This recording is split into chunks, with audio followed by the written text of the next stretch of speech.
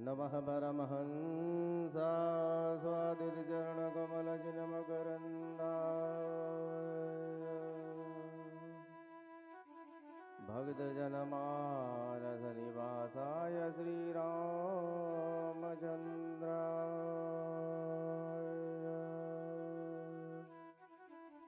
धियं सदा परिभवग्ननमःभीष्टदोहं तीर्थादय सपदः शिवविरञ्चिनुतं शरण्यम् धृत्यार्तिवृणदवालभवादिभूतं वन्दे महापुरुषते चरणारविन्दम्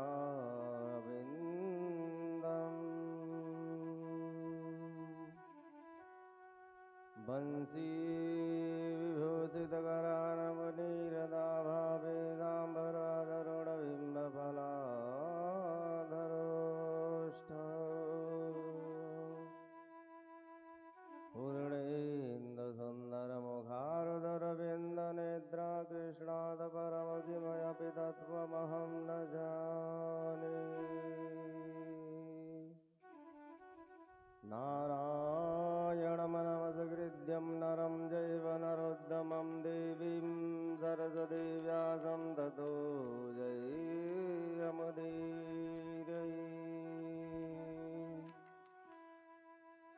सीतानाथसमारम्भा श्रीरामानन्दार्यमध्यमाम् अस्मदाचार्यपर्यन्तां वन्दे श्रीगुरुपरम्पराम्।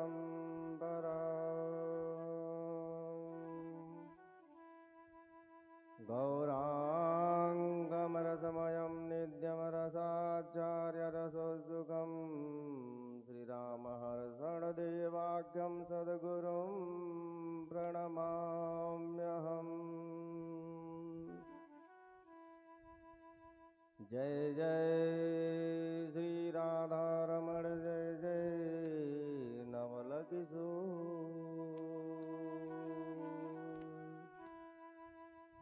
जय गोविजित जोर प्रभु जय जय माखन चोर जय जय माखन चोर।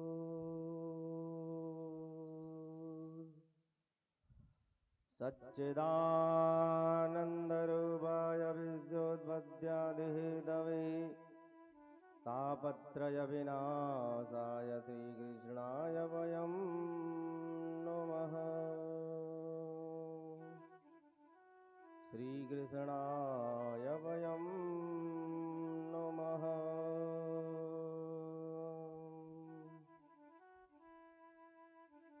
बोलो वृंदावन बिहारी लाल की जय हो।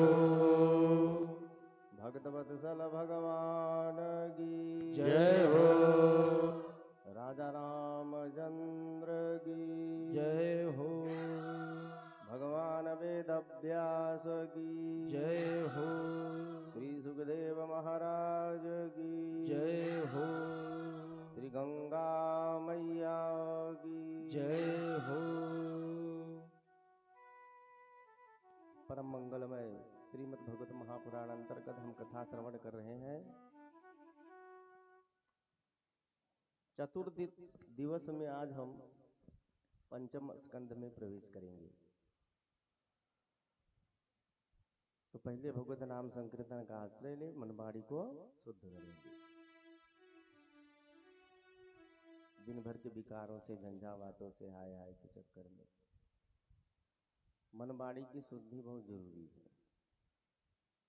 शरीर की शुद्धि हो या ना हो मतलब नहीं।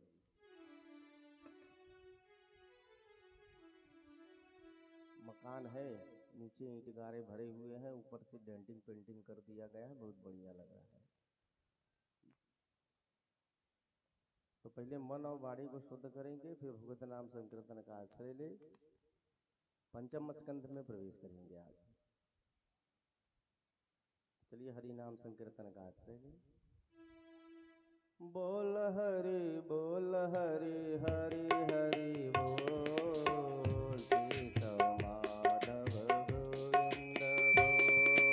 बोल हरि बोल हरि हरि हरि बोल हेलो हेलो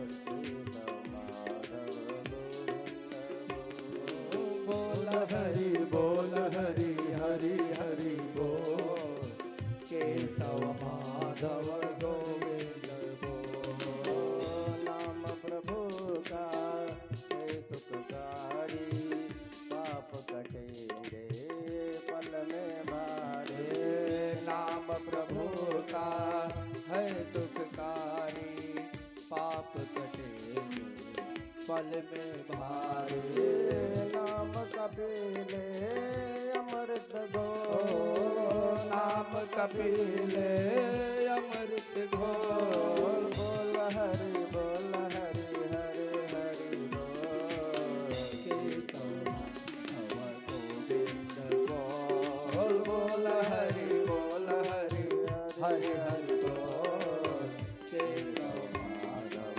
गोविंद बोल हरि बोल हरि बोल हरि बोल केशव माधव गोविंद बोल सबरी अहिल्या सदन कसाई नाम जपन से मुक्ति पाए सबरी अहिल्या सदन कसाई नाम जपन से मुक्ति पाए सबरी अहिल्या सदन कसाई नाम जपन से मुक्ति पाए सबरी अहिल्या सदन कसाई नाम जपन से मुक्ति पाए नाम की महिमा है अनमोल नाम की महिमा है अनमोल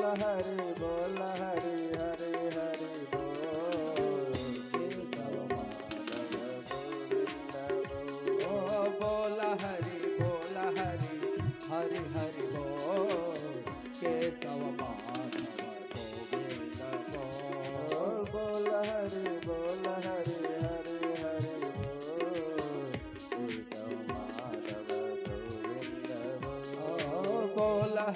बोल हरि हरि हरि हरि बोल केशव माधव गोविंद बोल राम नाम के सब अधिकारी बालक वृद्ध युवा नर नारी राम नाम के सब अधिकारी बालक वृद्ध युवा नर नारी हर जपैतावता कतहु न डो हर जपैतावता कतहु न डो बोल हरि हरि हरि बोल केशव माधव गोविंद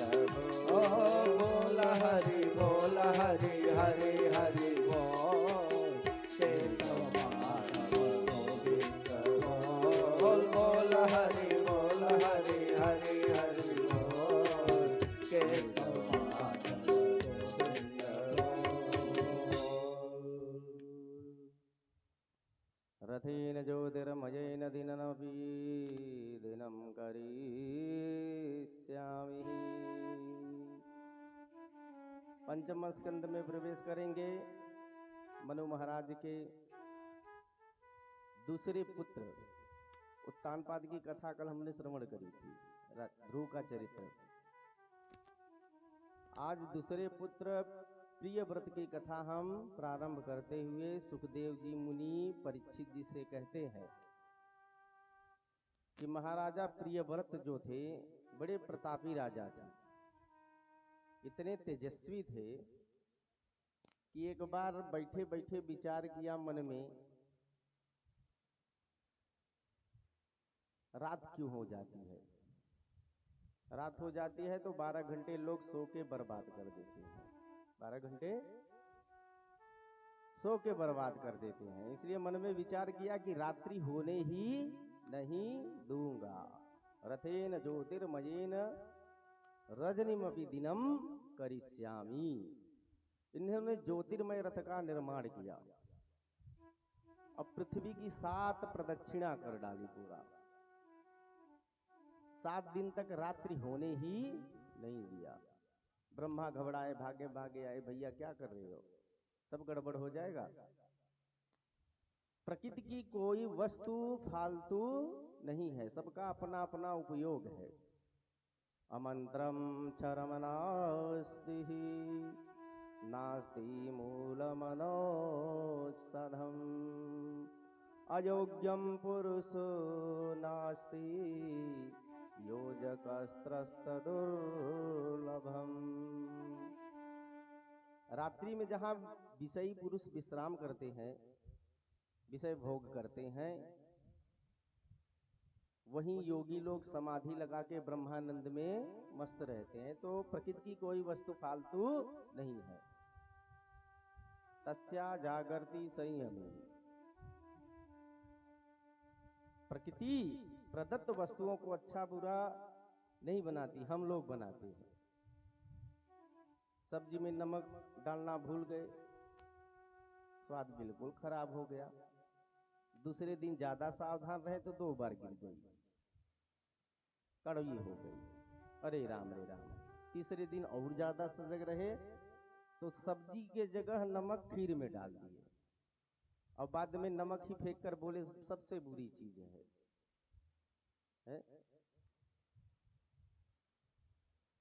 दोष नमक का नहीं है। ऐसे ही प्रकृति की कोई वस्तु फालतू नहीं है, व्यर्थ नहीं है। रात्रि की अपनी आवश्यकता है और दिन की अपनी उपयोगिता है। यहां तक कि काम क्रोध आदि की उपयोगिता भी है। काम की मात्रा गलत हो जाए, दुरुपयोग होने लगता है, तब वह काम निंदनीय होता है सबके लिए। यदि धर्मानुकूल काम का प्रयोग किया जाए तो वह परमात्मा की विभूति है। धर्म विरोध्यो भूतेषु कामो यस्मि भरत सभ। गीता में भगवान काम को अपनी विभूति बताते हैं, उनका ठीक से प्रयोग होना चाहिए। प्रकृति की कोई वस्तु फालतू नहीं है।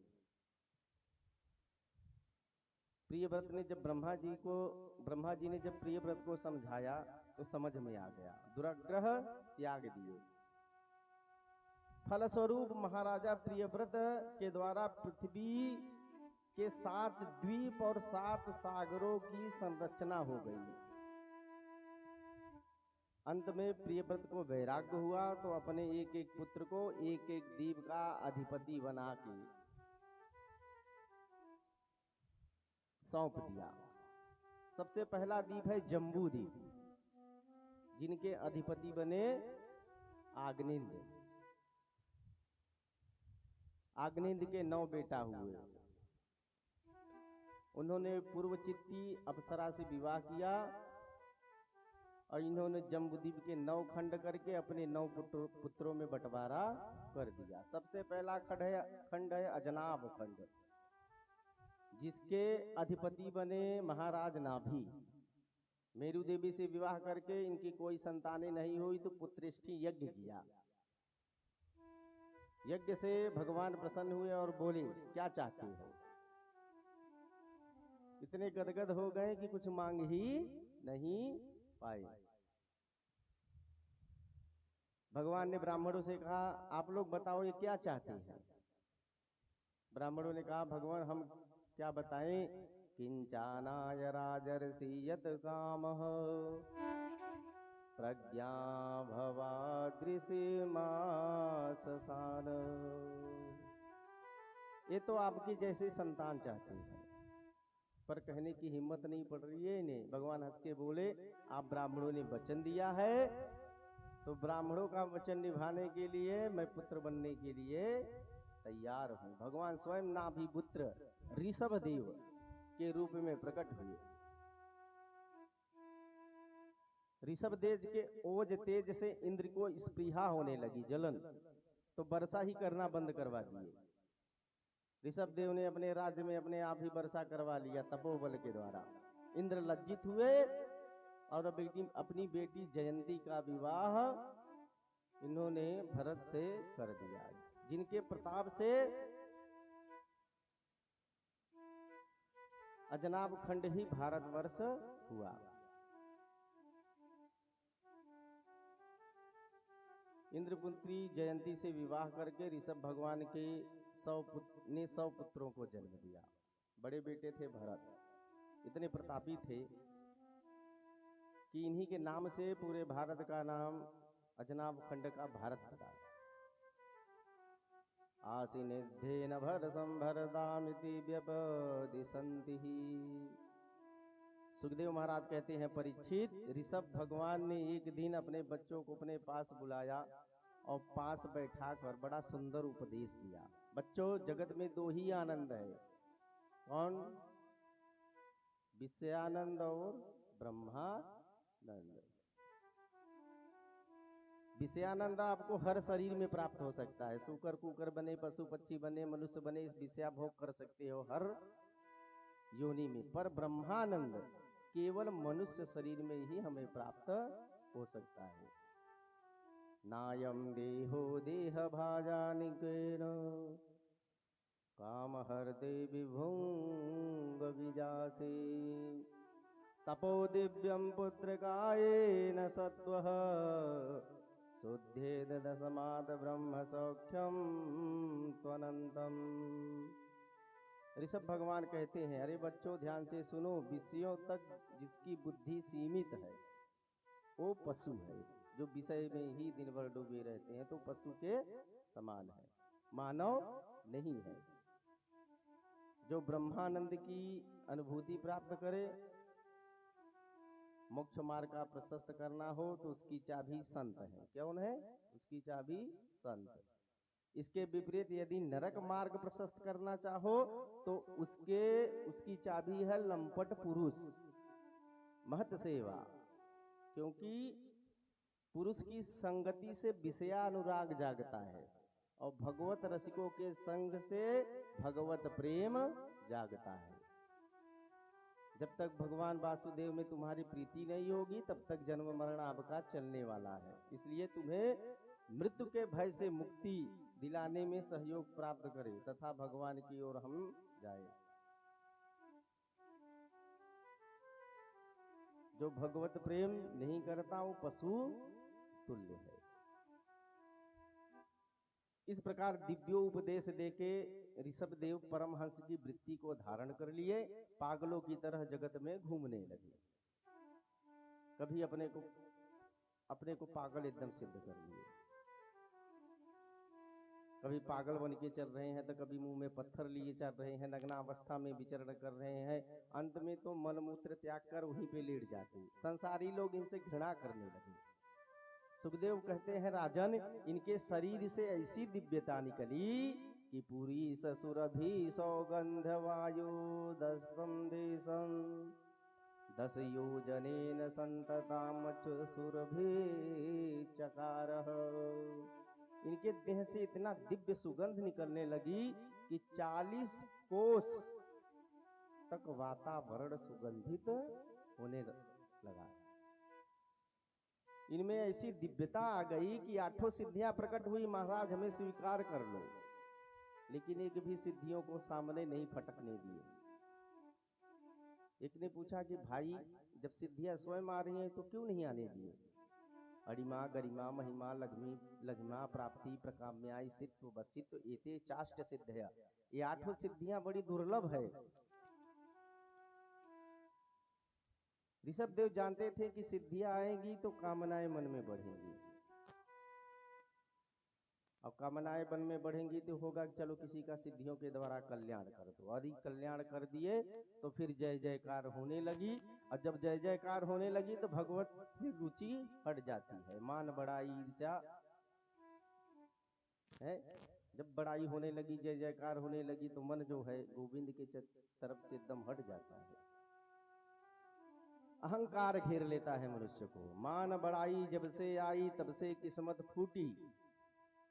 स्वामी स्वामी बजने लगे लगन राम से छूटी। जब स्वामी स्वामी होने लगेंगे तो प्रभु से प्रीति हट जाएगी ऑटोमेटिक। इसलिए जो सच्चे सत्पुरुष हैं इन चक्करों में अड़िमा गरिमादी सिद्धियों के चक्कर में नहीं पड़ते, जानते हैं गर्त में डाल देगी तुमको।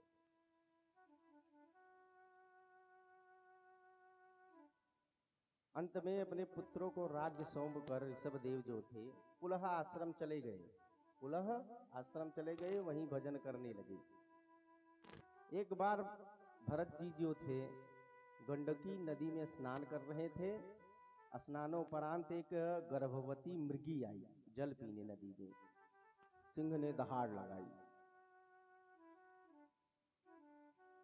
मृगी ने छलांग मारा नदी डाकने के लिए, छलांग लगाई और छलांग लगाते ही मृगी का प्रसव हो गया।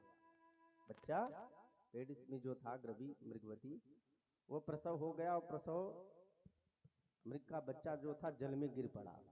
भरत जी सोचे अगर नहीं बचाया तो मर जाएगी, तुरंत छलांग मारी नदी में, बच्चे को पकड़ के निकाल लिए। मृगी का प्राणायांत हो गया।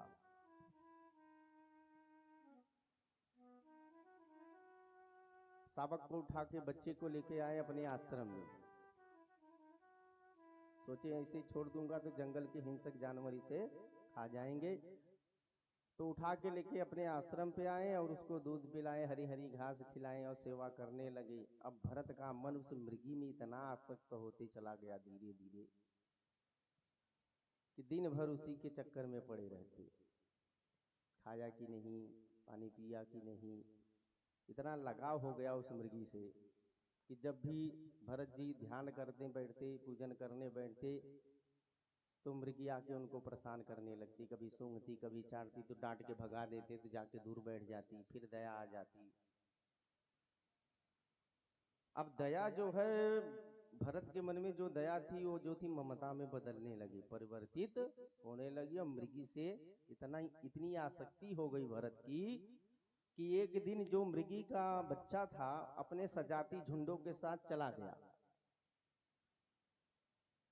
अब आश्रम पे जब आए तो मृगी को नहीं देखा, तो भरत जी बड़े दुखी हुए और ढूंढने लगे। वृक्षों से पूछते, पेड़ों से पूछते, इतनी आसक्ति हो गई कि मृगी का चिंतन करते करते भरत जी ने देह त्याग कर दिया। तो शास्त्र का नियम है अंत्ययामति सागति, मरते समय जिसका चिंतन करोगे दूसरे जन्म में आपको वही बनना पड़ेगा। तो मरते समय भरत ने चिंतन किया मृग के बच्चे का, सो दूसरा जन्म मृग का पाए, लेकिन भगवत भक्ति के संस्कार बने रहे। देखिए भक्ति कभी व्यर्थ नहीं होती। अगदी भक्ति करते करते कहीं देह छूट गया अब भगवत प्राप्ति न हो पाई, तो जब आप दूसरा जन्म लेगे तो जन्म से ही आपको भक्ति के संस्कार आपके अंदर रहेंगे। तो मृग योनि में भी भरत को भक्ति का संस्कार रहा। प्रारब्ध अनुसार भोगते भोगते मृग देह भी त्याग दिया।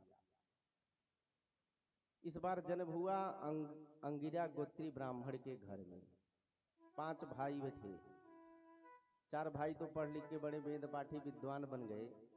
इनको पिताजी पढ़ाते रह गए, लेकिन इनके समझ में कुछ नहीं आया। बचपन से ही अपने को पागल सिद्ध कर लिया कि पागल रहेंगे तो दुनियादारी के नहीं रहेंगे, नहीं लोग पकड़ के इसमें मेरे को घसीट लेंगे, फिर नून तेल लकड़ी के गोरख धर देंगे। तो इन्होंने बचपन से ही अपने को पागल सिद्ध कर लिया, पागलों जैसा व्यवहार करने लगे। एक दिन पिताजी ने पकड़ा और डांट के बैठाया, चलो बैठो हम तुमको पढ़ाएंगे, आज ब्रह्म गायत्री का मंत्र सिखाएंगे। कहें चलो पिताजी सिखाओ। तो 101 बार सुना डाले और सुनाने के बाद बोले बेटा समझ में आया, मालूम पड़ा, याद हुई? कहे पिताजी जो आप मुझे ब्रह्म गायत्री सुना रहे थे, ब्रह्म गायत्री सुनते सुनते इस बिल में 1999 चींटे घुस गए। कहे मूर्ख पागल, मैं 1 घंटे से तुझे ब्रह्म गायत्री पढ़ा रहा हूं, तू चींटा गिन रहा है। समझाते रह गए, लेकिन इनके पल्ले कुछ पड़ा ही नहीं। अपने को पागल सिद्ध कर लिए ताकि दुनियादारी के ना रहे। पिताजी का देहांत हो गया। 4 भाई थे, 4 भाभियां थी इनकी। कुछ दिन बीता, नियम वही रहा, बदला नहीं इनका। सुबह नहाना धोना, बैठ के भजन करना, दोपहर उठे कुछ पा लिए, शाम को फिर भजन करने बैठ गए। भाभियाँ देख देख के परेशान हो गई, बैठे बैठे राशन तोड़ रहा है? चारों भाइयों ने समझाया कि भैया पिताजी चले गए, अब तुम भी कुछ काम धाम करो, कब तक बैठ के इसे खाओगे, भजन करोगे। उन्होंने कहा रखना है तो रखो, नहीं तो मैं चला। भाई जान गए कि सुधरने वाला नहीं है, तो इनकी खाट उठा के खेत में रखवा दी कि यहीं रहेगा, खेतों की रखवाली करेगा, रात को पड़ा रहेगा आराम से। भरत जी ने सोचा चलो अच्छा हुआ घर छूट गया, अब यहीं बैठ के आराम से भजन करेंगे। एक दिन डकैतों के राजा ने भद्रकाली मैया से कहा, हे मां तेश्वरी, यदि मुझे पुत्र हो जाएगा तो मैं नरबलि चढ़ाऊंगा। डकैत को पुत्र हो गया। अब सरदार ने आदेश दिया कि जाओ किसी मनुष्य को पकड़ के लाओ, मुझे नरबलि चढ़ानी है। डकैत ढूंढते ढूंढते कोई नहीं मिला, तो खेत में पड़े यही मिल गए। मोटा ताजा हट्टा कट्टा थे, सो इन्हीं को पकड़ लिए। बाबा चलो, चल दिए। संत तो मस्त होते हैं, दुनियादारी से कोई मतलब नहीं, कौन कहाँ लेके जा रहा है, कहाँ आ रहा है। साथ में चल दिए, ले गए, खूब नहवाए धुलवाए, अब खूब बढ़िया बढ़िया मालपुआ रबड़ी खिलाए। फिर मंदिर में ले जाके कहा कि महाराज अब करो दंडवत। कहें क्यों भाई? कहे बलि चढ़ानी है। कहे क्या कर रहे हो ये? कहें कि भैया इतने प्रेम से मालपुआ रबड़ी छाने हो तो अब इसे भी स्वीकार करना पड़ेगा। भरत ने सोचा जोई राम सोई राम, लगता है प्रारब्ध यहीं तक का था हमारा। सर लटका के बैठ गए। डाकुओं ने तलवार निकाली।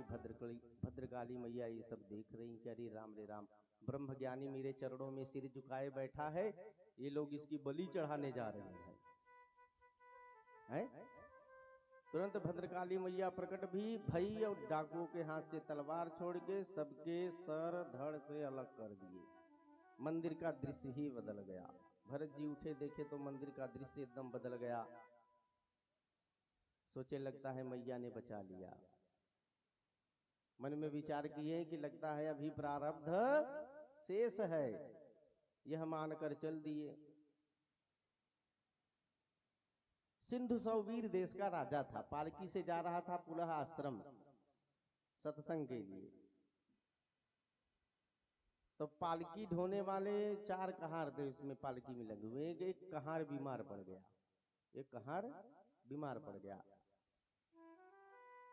तो बाकी पालकी ढोने वाले कहारों ने कहा कि महाराज एक कहार बीमार पड़ गया, पालकी नहीं चल रहा है। तो कहे पकड़ो किसी को लगा लो इसी में। रास्ते में आते दिख गए जट भरत, कहे मोटा तगड़ा है, हट्टा कट्टा, पालकी बढ़िया ढोएगा, इसी को लगा लो।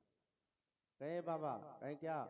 कहे सिंधु देश के राजा जो हैं सत्संग के लिए जा रहे हैं पुलह आश्रम, एक काम करो पालकी में लग जाओ, आदेश है। कहे रख दो भैया। रख लिए, चलने लगे। संतों की कि मन में तो दया होती ही है, लेके ढोलने लगे। अब पालकी ढोने वालों की रफ्तार दूसरा, और ये कभी पालकी ढोए नहीं, धीरे धीरे चल रहे हैं। और रास्ते में जब भी कहीं रास्ते में चीटा देख जावे तो सोचे कि